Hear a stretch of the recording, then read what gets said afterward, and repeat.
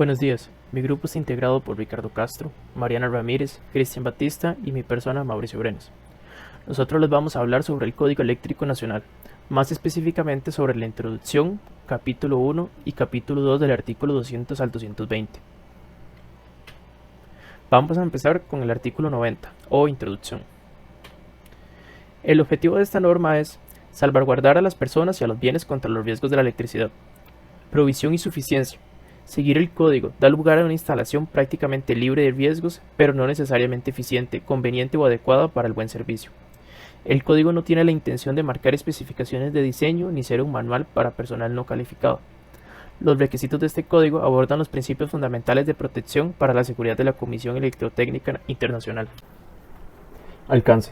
El código cubre instalaciones de conductores, equipos eléctricos en edificios, patios, parques de atracciones, industria, instalación de equipos de exteriores, canalización de fibra óptica, entre otros. Entre las estructuras que no cubre se encuentran buques, trenes, aviones y todo tipo de vehículos excepto casas móviles. También instalaciones subterráneas y de maquinaria de minería de superficie. Es decir, el código cubre todo tipo de instalación eléctrica excepto la de vehículos o maquinaria especializada. Se pueden llegar a tramitar permisos especiales para la instalación de conductores y equipos que no estén bajo el control exclusivo de las compañías eléctricas y que se utilicen para conectar las redes de suministro eléctrico a los conductores de la acometida. La condición principal es que las instalaciones estén fuera de la edificación. En cuanto al cumplimiento, se menciona que el código está hecho para que sea utilizado correctamente por organismos con jurisdicción legal sobre las instalaciones eléctricas y para ser aplicado por personal autorizado. El código se encuentra en constante cambio y en caso de que se incluya un nuevo material o producto para una instalación y el material aún no está disponible en el país, la autoridad puede autorizar el uso de otros productos que cumplan el objetivo. Inspección de las condiciones de seguridad de los equipos. La finalidad del código no es examinar absolutamente toda una instalación eléctrica, ya sea el alambrado interno de una fábrica o el del equipo, solo si es para detectar posibles problemas, siempre y cuando el equipo haya sido aprobado por un laboratorio calificado. Proyección de la instalación. Para futuros incrementos en los circuitos de comunicación y potencia eléctrica, se deben de prever espacios amplios en las canalizaciones, canalizaciones de reserva y de potencia eléctrica. Ahora pasamos al artículo 100, definiciones. A continuación voy a mencionar algunas de las definiciones más relevantes que hay en el código. Accesible se refiere a que no debe estar resguardado por puertas con cerradura y se puede quitar o exponer sin dañar el edificio. Accesible fácilmente es que se puede alcanzar rápidamente sin quitar obstáculos o usar escaleras. La ampacidad es la corriente eléctrica expresada en amperios que un conductor puede transportar continuamente sin superar su temperatura nominal. Ascarel es un término genérico que se refiere a un grupo de hidrocarburos clorados sintéticos no inflamables, usados como medio de aislamiento eléctrico. Un ejemplo es el aceite de los transformadores, como el de la imagen. Una canalización es un conducto cerrado o abierto, construido con materiales metálicos o no metálicos, expresamente diseñado para contener cables o barras conductoras con las funciones adicionales que permite el código. Una carga continua es aquella cuya corriente máxima se prevé que circule durante 3 horas o más. Un circuito ramal está definido como conductores de circuito entre el dispositivo final contracorriente que protege el circuito y la salida. Existen para electrodomésticos de uso general, individual y multiconductor.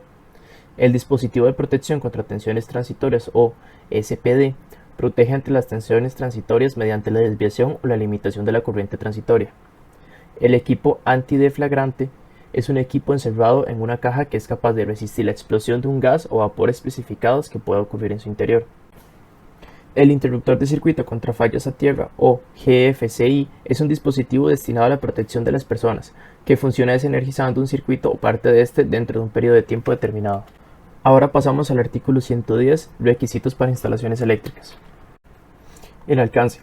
El artículo 110 abarca los requisitos generales para el examen y aprobación, instalación, uso y acceso a los espacios alrededor de los conductores y equipos eléctricos destinados al ingreso del personal. Aprobación. Los conductores y equipos exigidos o permitidos por el código serán aceptables solo si están aprobados. Examen, identificación, instalación y uso del equipo. Al juzgar un equipo se debe de evaluar lo siguiente: la conveniencia para su instalación y uso de conformidad con las disposiciones del código. Esto se puede identificar mediante una descripción suministrada con el producto, para un uso, medio ambiente o aplicación específicos. Su resistencia mecánica y durabilidad, incluida la calidad de la protección suministrada, para las partes diseñadas para cerrar y proteger otro equipo.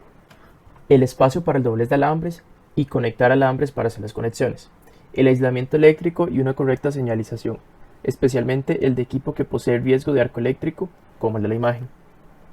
Los efectos del calentamiento en condiciones normales de uso y también en condiciones anormales que puedan presentarse durante el servicio. Su clasificación por tipo, tamaño, tensión, capacidad de corriente y uso específico. También otros factores que contribuyen a la salvaguardia de las personas que utilicen o que puedan entrar en contacto con el equipo. A continuación, algunos factores importantes para tomar en cuenta. La tensión nominal de un equipo no debe ser inferior a la tensión nominal del circuito al que está conectado, o si no el equipo puede quemarse. Los conductores normalmente utilizados para transportar corriente deben ser de cobre, a no ser que en este código se indique otra cosa.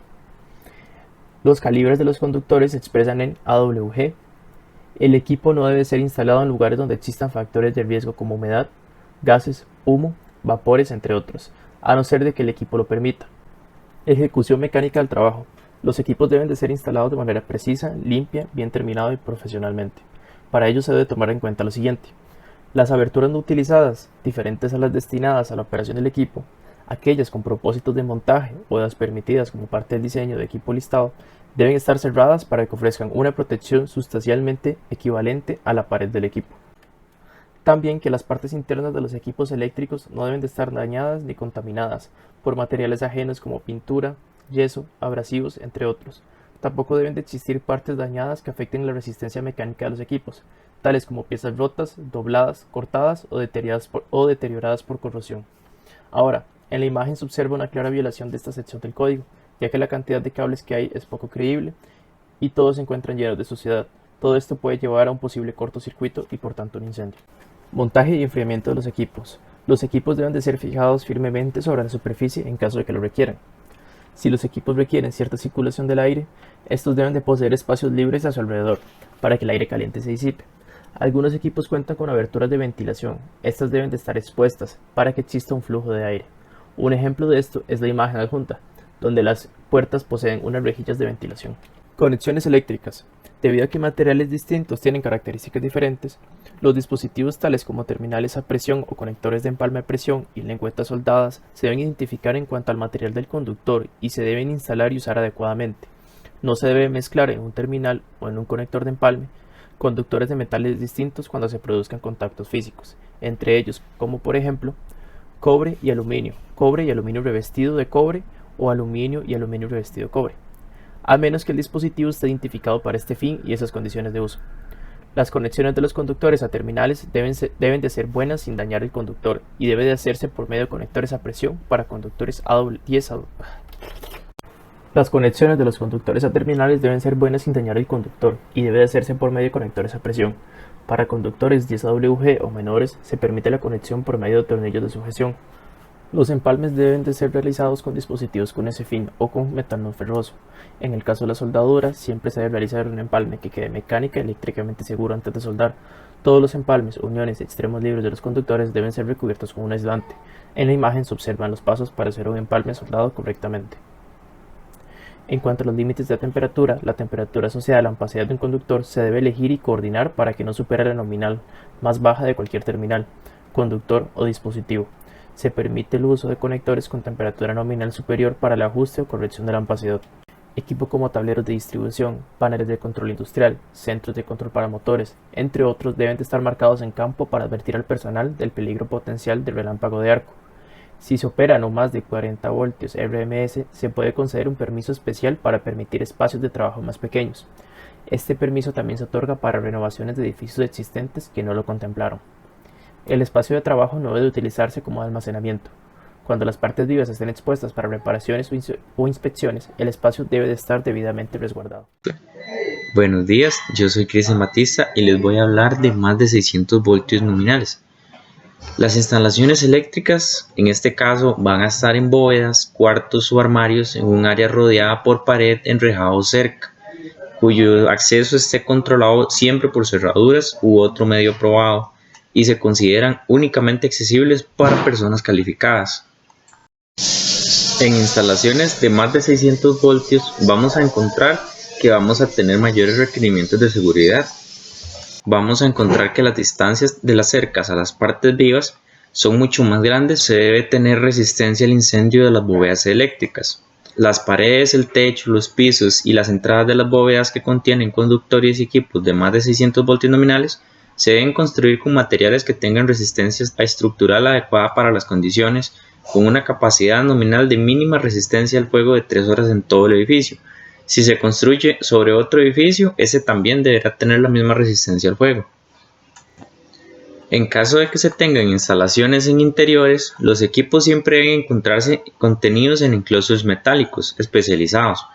Las aberturas de ventilación deben estar diseñadas para que si son insertados objetos, estos sean desviados de los componentes energizados. En algunos casos se tienen equipos en enclosures situados en exteriores y accesibles al público en general, por ejemplo en la calle. Estos deben estar diseñados de modo que los pernos, tuercas y otros equipos de sujeción no se puedan quitar fácilmente, para permitir el acceso a las partes vivas. Si el enclosure se encuentra a menos de 2.5 metros de altura, deberá siempre estar cerrado con seguro, y si están expuestos a daños físicos debido al tráfico de vehículos, se deben instalar resguardos adecuados.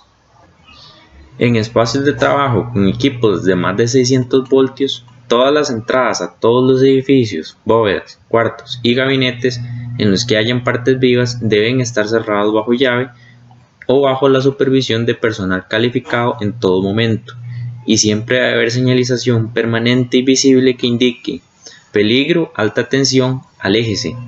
Además, la iluminación de estos espacios de trabajo debe ser buena y debe asegurarse que las personas de mantenimiento que realicen reparaciones en estos sistemas de alumbrado no corran peligro de tocar partes vivas u otros equipos.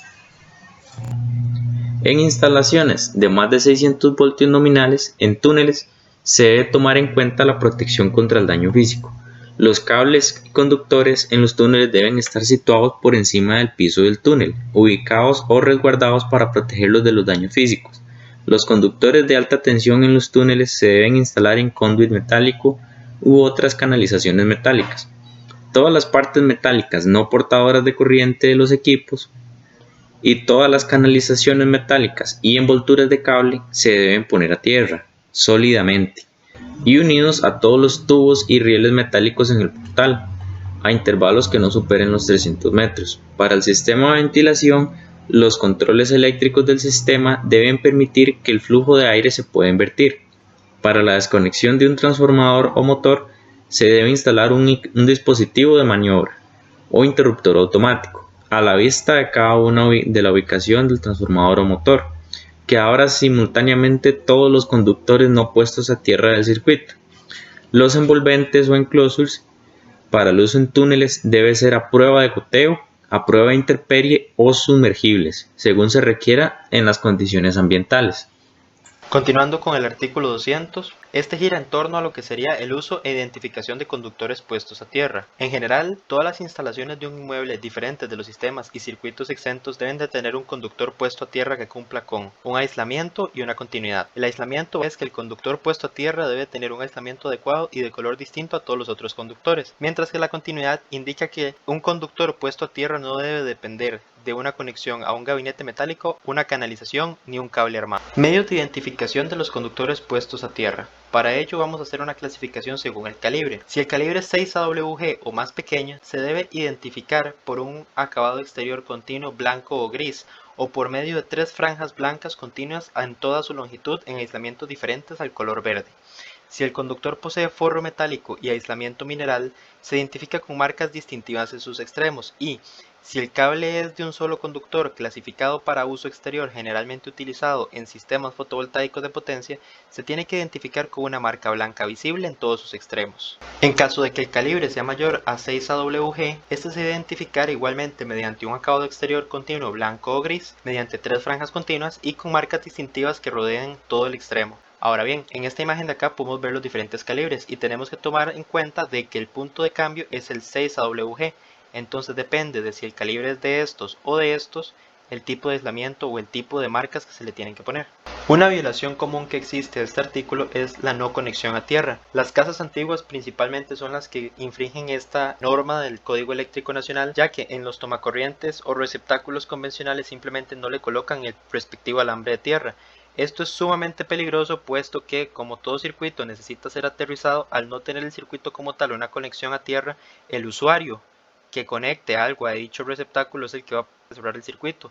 Entonces la persona tiende a estar en riesgo de electrocuciones. Siguiendo con el artículo 210, este gira en torno a lo que son los circuitos ramales. Ahora bien, partiendo de la explicación de mi compañero de hace un rato, vamos a hablar primero de lo que sería la identificación de los circuitos ramales. En este caso, el conductor puesto a tierra se va a identificar tal y como se mencionó en el capítulo anterior. Lo que son los conductores no puestos a tierra tienen una característica específica y es básicamente que cuando los circuitos ramales se alimentan por más de una tensión nominal, cada conductor se debe de identificar por línea o fase y por sistema en todos los medios de terminación, conexión o empalme. Los medios de identificación varían entre código de color separado, cinta de marcado, tarjeta u otros medios aprobados. Acá podemos observar lo que serían las cintas de marcado de cables. En esta cinta se coloca la fase, la línea y el sistema. Ahora, los circuitos ramales deben de tener algo que se llama la protección de las personas mediante dispositivos o interruptores de circuito por falla a tierra o Ground Fault Circuit Interrupter, GFCI. En unidades de vivienda, el GFCI deberá estar instalado en todos los receptáculos monofásicos de 125 voltios y de 15 amperios y 20 amperios ubicados en sitios como el cuarto de baño, garajes, áreas exteriores, espacios de poca altura, sótanos sin terminaciones, cocinas, lavanderías y cobertizos para botes. En edificaciones diferentes a las unidades de vivienda, el GFCI deberá estar instalado en todos los receptáculos monofásicos de 125 voltios y de 15 amperios y 20 amperios ubicados en sitios como cuarto de baño, cocinas, azoteas, áreas exteriores y fregaderos. Una violación común que existe de este artículo es la inexistencia del GFCI. En este caso, muchas viviendas antiguas e incluso viviendas modernas prescinden de la compra de estos equipos solo con la simple razón de ahorrarse un poco de dinero. Si la tierra llega a fallar, una persona puede caer en el mismo riesgo de electrocución como si no existiese la tierra del todo.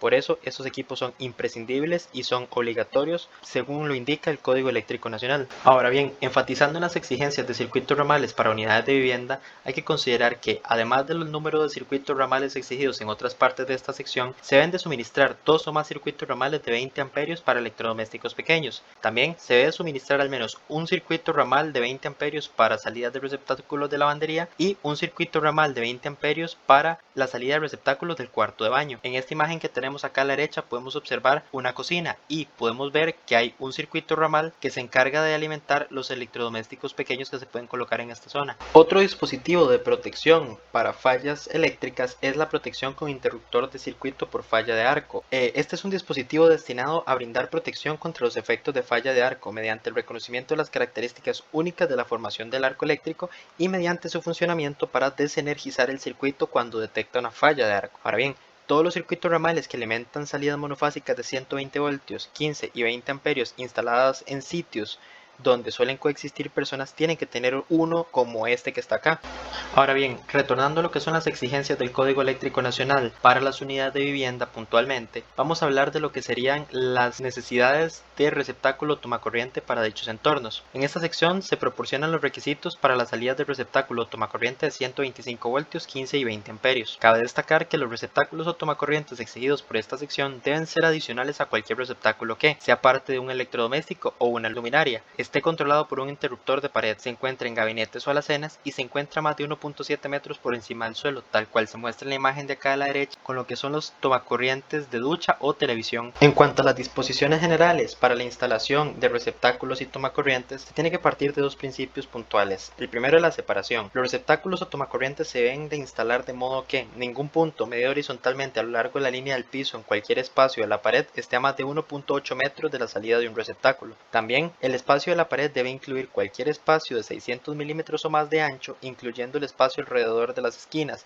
no interrumpido a lo largo de la línea de piso por puertas, chimeneas o aberturas similares. En cuanto a los requisitos para los receptáculos de cocina, estos deben estar instalados en una cocina para conectar parrillas sobre la mesa del mostrador. También deben estar alimentados mínimos por 2 circuitos ramales de electrodomésticos pequeños. También se permitirá que cada uno de estos circuitos o ambos alimenten las salidas del receptáculo en el mismo cuarto de cocina. Se permitirá que circuitos ramales adicionales para pequeños electrodomésticos alimenten las salidas de receptáculos o tomacorrientes de la cocina y de otras habitaciones. Y ningún circuito ramal de electrodomésticos pequeños debe alimentar más de un cuarto de cocina en caso de restaurante. Para los topes de mostradores o mesetas se debe instalar una salida de receptáculo o tomacorriente en cada espacio de pared del mesón que tenga 300 600 milímetros o más de ancho, cada meseta de isla cuya dimensión más larga tenga 600 milímetros o más y la más corta 300 milímetros o más, y cada mesón de península cuya dimensión más larga tenga 600 milímetros o más y la más corta 300 milímetros o más. Algunos otros requerimientos varios en cuanto al cuarto de baño dice que en los cuartos de baño de unidades de vivienda se debe instalar por lo menos un receptáculo a no más de 900 milímetros del borde exterior de cada lavamanos, y en cuanto a las salidas exteriores dice que en una vivienda unifamiliar y en cada unidad de vivienda bifamiliar que estén al nivel del suelo se debe de instalar una salida de receptáculo accesible a nivel del suelo y que esté ubicada máximo a 2 metros en parte frontal y en parte posterior de la vivienda. Para sótanos y garajes se dice que se debe instalar por lo menos un receptáculo adicional a aquellos para equipo específico, y para las áreas de lavandería dice que se debe de instalar al mínimo un receptáculo para la lavadora. Para los pasillos dice que si el pasillo tiene una longitud de 3 metros o más debe de tener por lo menos una salida de receptáculo. Para eso utilicé esta imagen, ya que se ve que para un pasillo largo se coloca un receptáculo aproximadamente en el centro. En cuanto al artículo 215, este trata sobre los requerimientos y características de los alimentadores. Se puede rescatar que los alimentadores deben de tener protección de las personas mediante interruptores de circuito contra falla a tierra, y también deben de tener un conductor de puesta a tierra a todos los equipos que se encarguen de dar alimentación. Asimismo, los alimentadores deben de estar identificados, ya que todos los conductores puestos a tierra deberán de tener las características mencionadas en el capítulo 200. Los conductores no puestos a tierra deberán de estar identificados por fase o línea y sistema dependiendo de la fuente de tensión nominal que estos tengan. Seguidamente tenemos los cálculos para alimentadores, ramales y acometidas. Estos pueden realizarse por diversos métodos que se presentarán a continuación. Para realizar los cálculos se determinan las cargas con base en diferentes criterios muy bien explicados en el código eléctrico, por lo que cada caso específico de diseño deberá consultarlo. Además, como es improbable que en una vivienda, por ejemplo, se utilicen todas las luminarias, todos los corrientes a su máxima capacidad, la cocina eléctrica, los calentadores y demás, se aplican factores de demanda para evitar sobredimensionar el sistema, pero garantizar su funcionamiento de forma segura. En el artículo se detallan los tipos de cargas comunes. Estos se dividirán en 3 criterios. La carga determinada a partir de la placa. En esto se destacan electrodomésticos o cargas específicas, secadores eléctricos y electrodomésticos de cocción y cargas de motor. En el caso de luminarias, la carga se calcula a partir del área del suelo. Para los escaparates se calcula a partir de la longitud del escaparate, y hay casos especiales como portalámparas de trabajo pesado, alumbrado de anuncios y de contorno que tienen una carga específica detallada en el código. Y están los ensambles fijos de múltiples de salida, que serían las salidas de receptáculo o tomacorriente. Para esta se tiene un valor mínimo para tomacorrientes de viviendas, pero si la carga es mayor a la mínima, se usa la carga que sea mayor. Y también en casos especiales como instituciones de enseñanza y escuelas que tienen muchas aulas o varias unidades de vivienda que sean alimentadas por una misma acometida, se puede realizar un cálculo opcional del factor de demanda. Algunos de los métodos opcionales destacan para restaurantes nuevos, para instalaciones agrícolas, para bancos, edificios de oficinas, etc. Dentro de las violaciones más comunes a esta sección tenemos el uso de equipos inadecuados o no autorizados para la aplicación en particular, o no realizar las conexiones a tierra en tomacorrientes. Muchas gracias por su atención. Quedamos abiertos a preguntas.